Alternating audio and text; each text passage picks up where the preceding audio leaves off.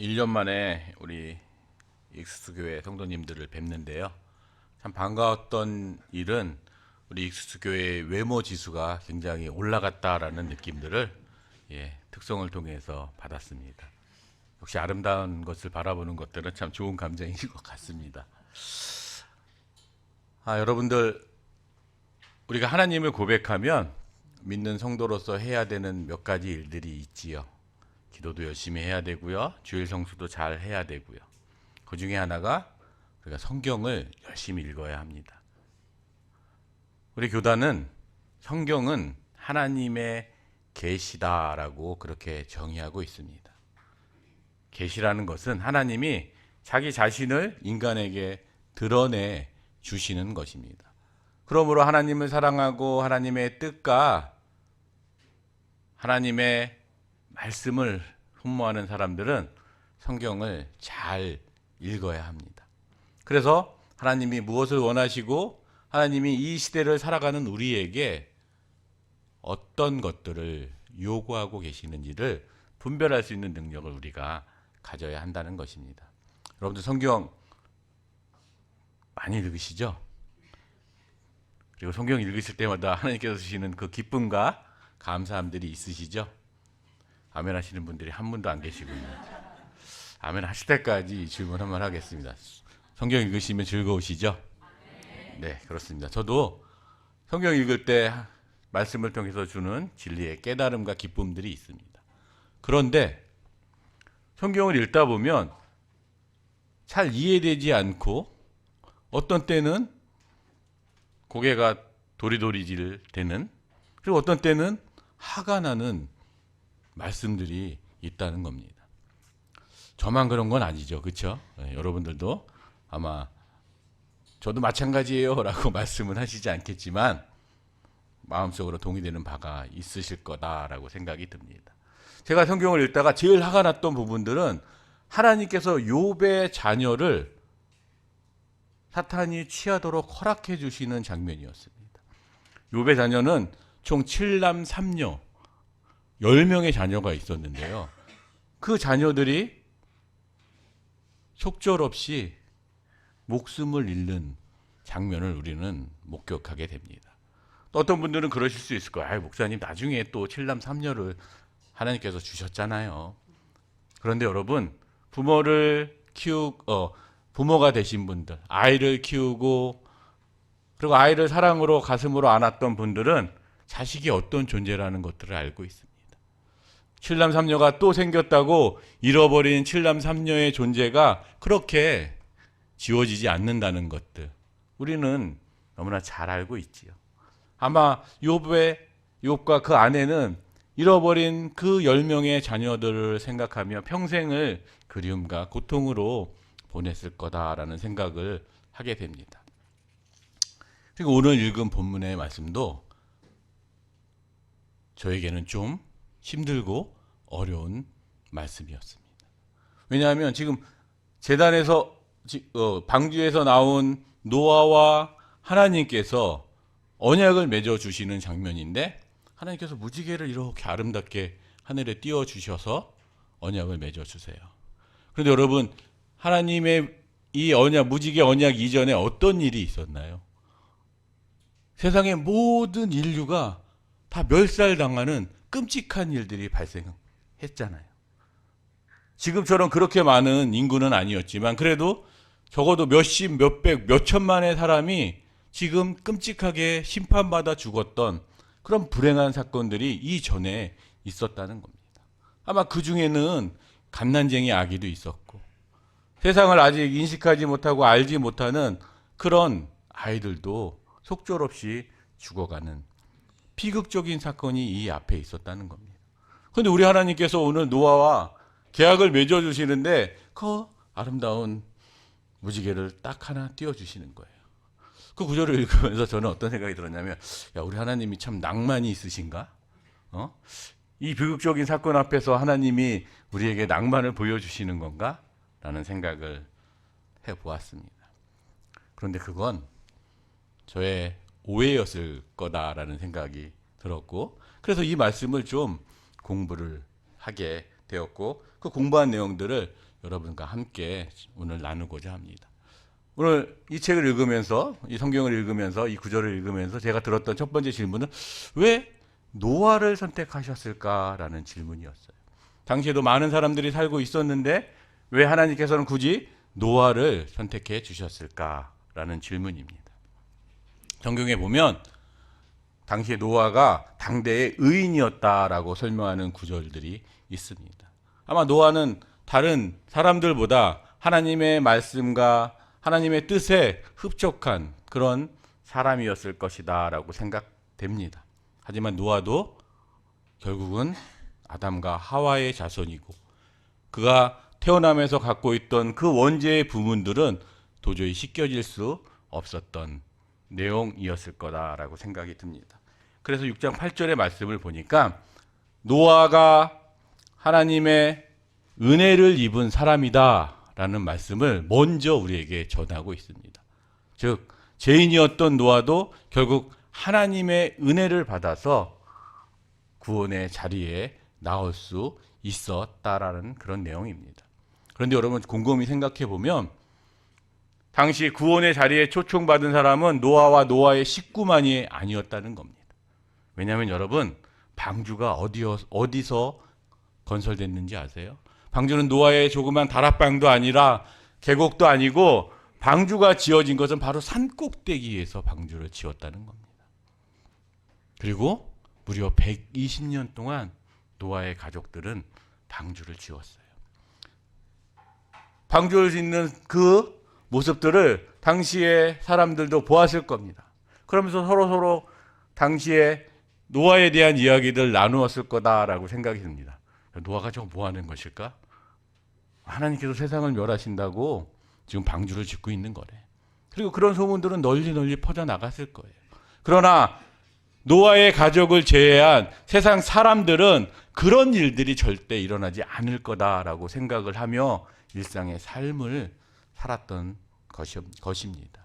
그들은 술 마시고 그들은 또 장가가고 즐거워하며 그런 삶을 살아내었던 것입니다. 오직 노아의 가족만이 하나님의 말씀에 민감한, 그래서 하나님의 말씀대로 사는 그 삶을 살았다는 것입니다. 그리고 홍수가 시작되었습니다.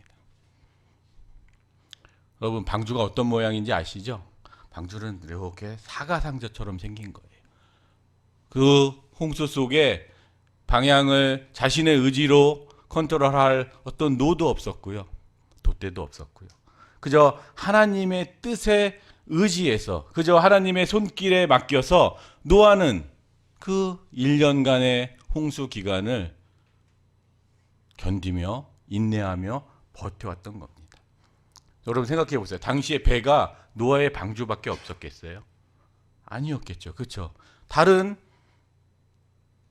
배들도 분명히 존재했을 겁니다. 그런데 어떻게 노아의 방주만 난파당하지 않고 무사하게 생존할 수 있었을까요?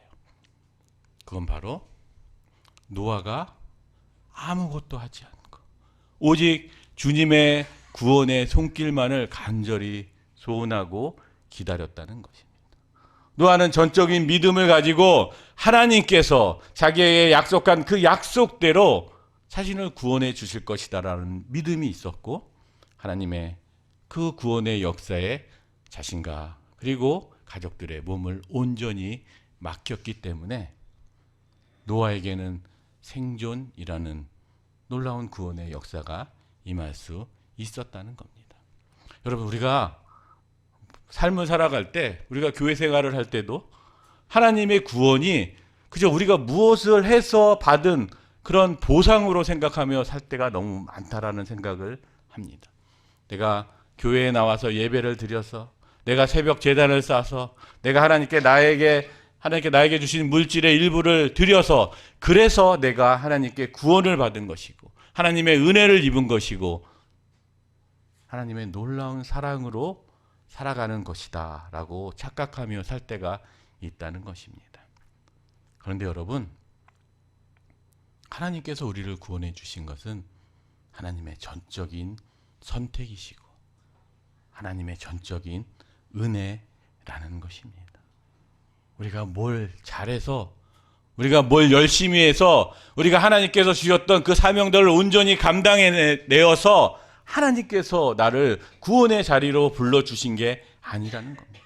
그저 노아처럼 하나님의 말씀에 순종하고 자신의 모든 것을 맡길 때, 그때 우리에게 구원이 임한다는 것입니다. 그렇게 노아는 생존했고 홍수가 끝나서 하나님께서 노아를 땅으로 불러주셨고, 노아는 방주에 있던 짐승을 잡아서 하나님께 제사를 드리고 제단을 쌓고 하나님과 지금 계약을 맺고 계십니다. 그리고 오늘 본문에 읽었던 하나님께서 노아의 계약을 통해서 무지개의 약속을 우리에게 해 주시는 것입니다. 그런데 왜 오늘 설교의 제목처럼 왜 하필 무지개일까요? 여러분, 무지개를 영어로 뭐라고 하시죠? 레인보우라 그러죠. 그렇죠? 레인은 비고, 그렇죠? 보우는 무슨 뜻이죠? 활이라는 뜻입니다.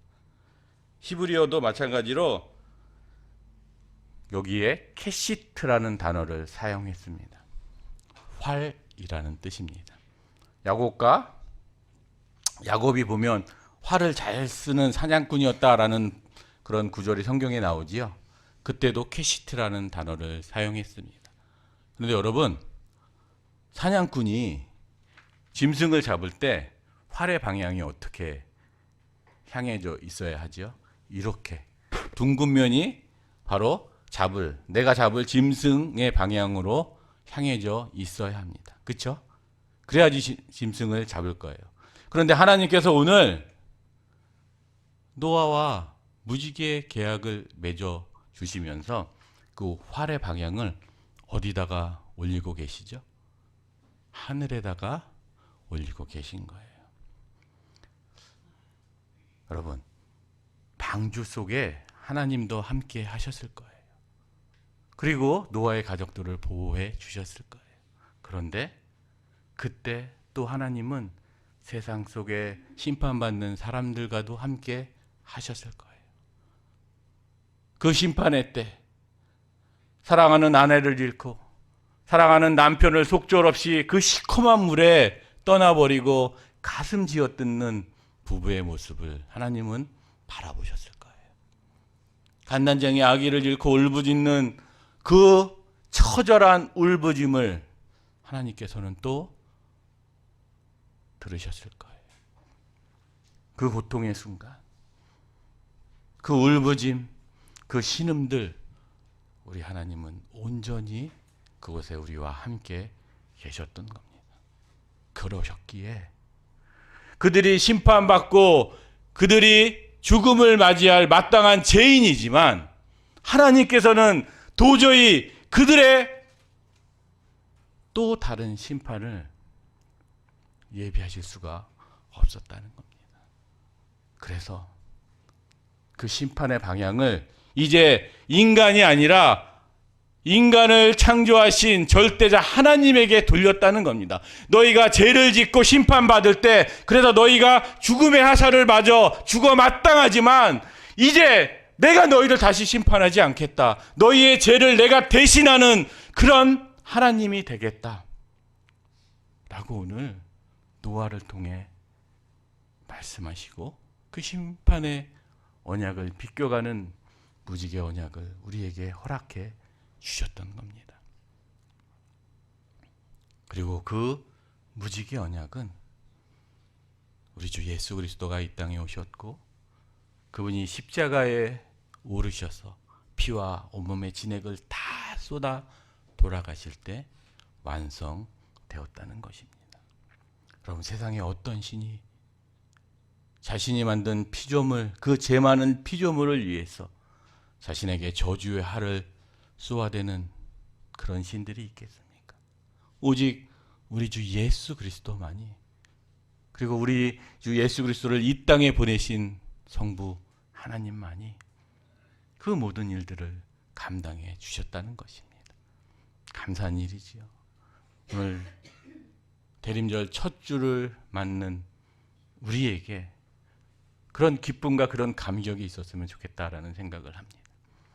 이제 그 무지개 언약을 완성시키기 위해서 하나님께서는 자신의 아들을 이 땅에 보내실 준비를 하고 계시고 있다는 것입니다. 1년 동안 아프리카 사람들을 섬기며 살다가 요즘 제가 참 마음에 큰 근심이 한 가지 생겼습니다. 열심히 5년 동안 저와 함께 사역에 동참해 주셨던 우리 전도 목사님께서 올 해를 마지막으로 저희 교회를 사임하시겠다라는 뜻을 밝혀주셨어요. 여쭤보고 내년에 근황을 물어보았는데 하시는 말씀이 내년에 무엇을 할 계획은 없습니다 라고 말씀을 주시는 거예요. 그런데 내년에 무엇을 하지 말아야 될 계획은 있습니다. 가슴이 철렁했어요. 혹시 아니나 다를까 올해까지만 자유로운 교회에서 사역을 감당하시고 내년부터는 좀 쉬시겠다라는 말씀을 주셨어요. 혹시 제가 잘못하거나 무례했던 부분들이 있으셔서 마음 상하신 부분이 있으셔서 그러세요? 라고 물어봤더니 아닙니다. 제 마음이 사막처럼 말라서 먼지만 풀풀 나는 그런 몹쓸 목사가 되었기에 이제 이 사역을 그만두려고 합니다. 이제 더 이상 아프리카 사람들을 이해하고 싶은 마음도 그들을 하나님의 눈으로 바라보고 싶은 그 감정이 내게 생기지 않고 그들만 보면 화가 나고 그들만 보면 짜증이 나고 그들만 보면 미칠 것 같아서 이 사역을 그만두고자 하니 저를 보내주십시오 라고 저한테 말씀을 주셨어요. 한 해 더 있어달라라는 말을 드릴 수가 없더라고요. 왜냐하면 저도 똑같은 심정이었거든요. 이제 아프리카 사역을 한 지가 6년이 지났어요. 아프리카 사람들에게 받았던 전화의 내용들은 주로 이런 거였어요. 목사님, 출국관리소 직원이 저를 잡아갔으니 와서 저를 도와주세요. 목사님, 경찰서에 있어요. 목사님, 아파서 병원에 왔어요. 목사님, 돈이 없어서 쌀을 살 수가 없으니 와서 도움을 주세요. 목사님, 집에 불이 났어요. 와서 도와주세요. 목사님, 제 동생이 살인을 했어요. 좀 도와주세요. 주로 이런 내용이었어요. 그런데 6년 동안 제가 아프리카 사람들과 사역을 같이 했는데 단 한 번도 단 한 통의 전화도 이런 전화를 받은 적이 없어요.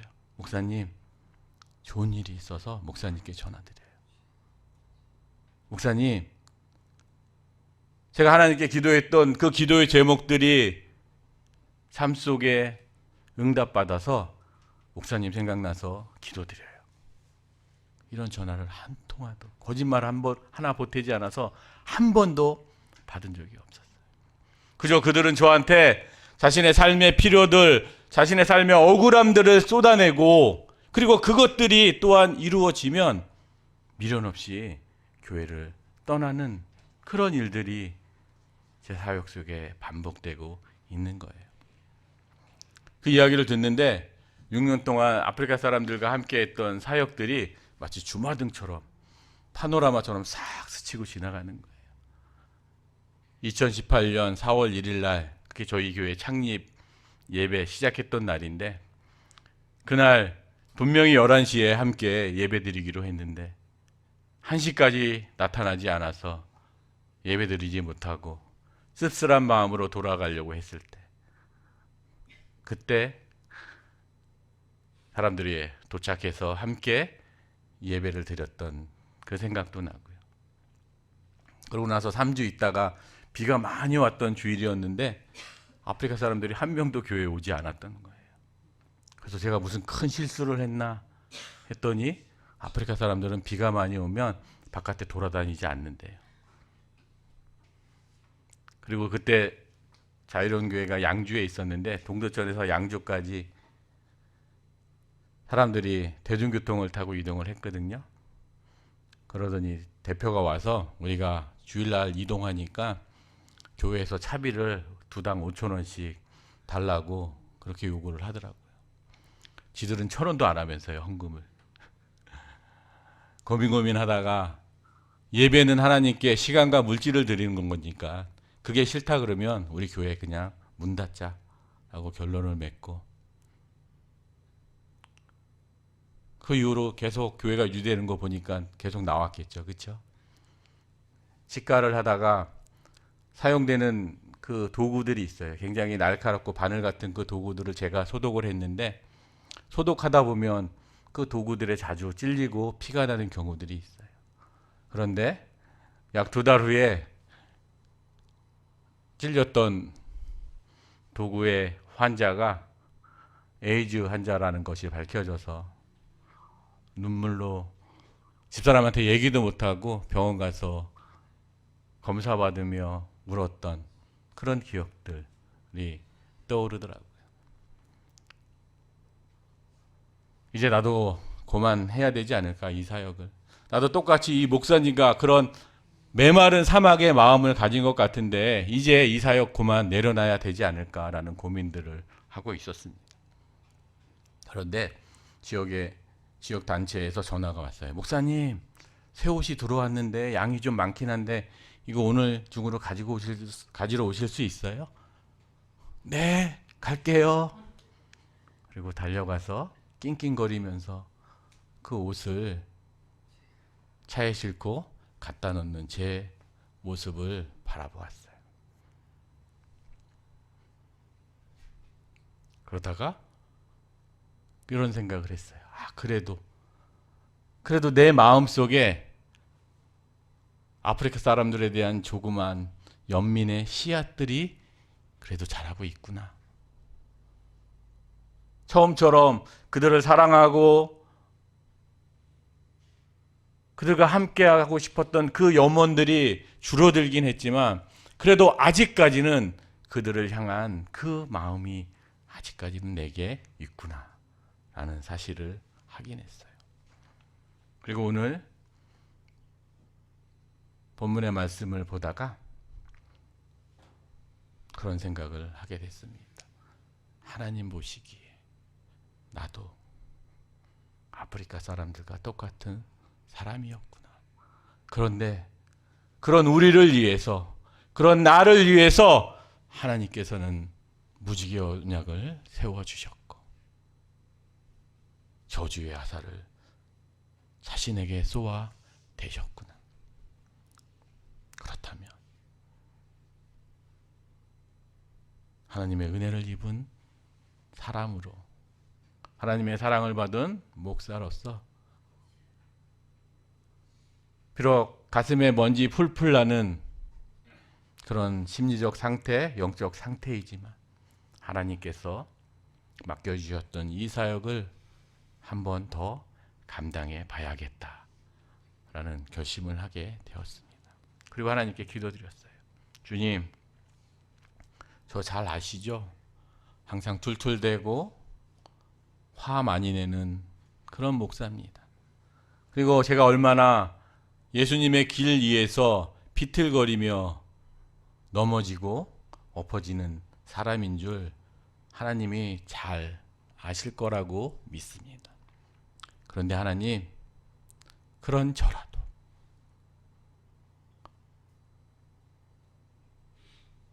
저라도 필요하시다면 제가 이 길에 한번 다시 서보겠습니다. 그런데 하나님, 저한테 너무 경건한 것, 온순한 것 바라지는 마세요. 저는 내년에도 툴툴거리고 욕하고 그리고 이 길에 서 있을 거예요. 그런 기도를 드리게 되었습니다. 우리 사랑하는 익숙교회 성도 여러분, 한번 주변에 있는 분들 오래 보면 쑥스러우니까 3초만 한번 이렇게 쳐다보세요. 그분이 여러분들에게 어떤 분인지 저는 잘 못해요. 잘 모릅니다. 사랑의 대상일지 아니면은 약간은 미움의 대상일지도 모르겠습니다. 그런데 한 가지는 분명히 제가 알 것 같아요. 바로 옆에 있는 그분. 여러분들이 어떤 감정을 갖고 계신 분인지 모르겠지만 그분을 위해서 우리 하나님께서 무지개 언약을 세워주셨다는 겁니다. 그분을 위해서 우리 하나님께서 저주의 하사를 온전하게 다 받아주셨다는 겁니다. 그분을 위해서, 그분을 이 땅에 보내기 위해서 하나님께서 우리에게 오늘 대림절 첫째 주를 허락하셨다는 것입니다. 그러기에 우리는 그 은혜 받은 자로서 사랑해야 하고 우리의 것들을 나누는 삶을 살아야 하는 것입니다. 여러분과 자유로운 교회가 인연을 맺은 지 벌써 수년이 흘러갑니다. 여러분들이 보내주신 그 헌금, 그 물질들이 쌓여서 아프리카 사람들에게 많은 도움을 드리고 있어요. 이제 지금쯤이면 치과 진료가 시작이 되었을 거고요. 그리고 올해는 특별히 프리덤 FC라고 하는 축구팀도 만들었습니다. 그래서 주일마다 아프리카 사람들이 모여서 함께 공차고 그리고 서로의 정을 나누는 그런 시간들을 가지고 있습니다. 사실 축구단이 그렇게 돈이 많이 드는 줄 몰랐어요. 그거 알았으면 안 만들었을 텐데 1년에 1,000만 원 가까이 들더라고요. 28명이 프리덤 FC 멤버인데 축구화도 발이 커서 다 직구로 샀어요. 축구화가 보니까 280이 넘으면 한국에서 축구화를 구할 수가 없더라고요. 그래서 축구화도 다 직구로 28켤레를 샀지요. 유니폼 또 28볼을 맞췄지요. 축구공 뭐 기타 등등등등 해서 축구단을 만들었는데 또 요구사항들이 너무 많으세요. 물을 먹어야겠다 그래서 물을 사드렸더니 물 갖고는 안 되겠다. 게토레이를 사라 그래서 또 게토레이 사드리고 한 달에 한 번 회식을 해야 될 것 같으니까 또 회식을 해드리고 그리고 살아가고 있습니다. 그게 바로 여러분들이 보내주셨던 작은 것 같지만 그러나 엄청 큰 그 후원과 기도와 물질 때문에 가능한 일이라는 것을 여러분께 말씀드리고 싶습니다. 귀한 후원들 1년 동안 보내주셔서 감사하고 그 후원 때문에 제가 또 2024년도 아프리카 사람들과 함께 살아갈 수 있는 결단을 하고 또 투덜대면서 그 길에 서려고 하는 노력들을 하고 있습니다. 여러분, 의무를 가진 우리임을 깨닫는 귀한 시간 되었으면 좋겠습니다. 하나님께서 무지개를 통해서 우리를 구원하여 주셨고 그 무지개 약속들을 완성시켜 주시기 위해서 이제 예수 그리스도를 우리에게 보내주실 것입니다. 그 은혜에 감사하며 그 은혜에 감격하며 살아가는 복된 여러분들이 되시기를 예수님의 이름으로 간절히 소원합니다.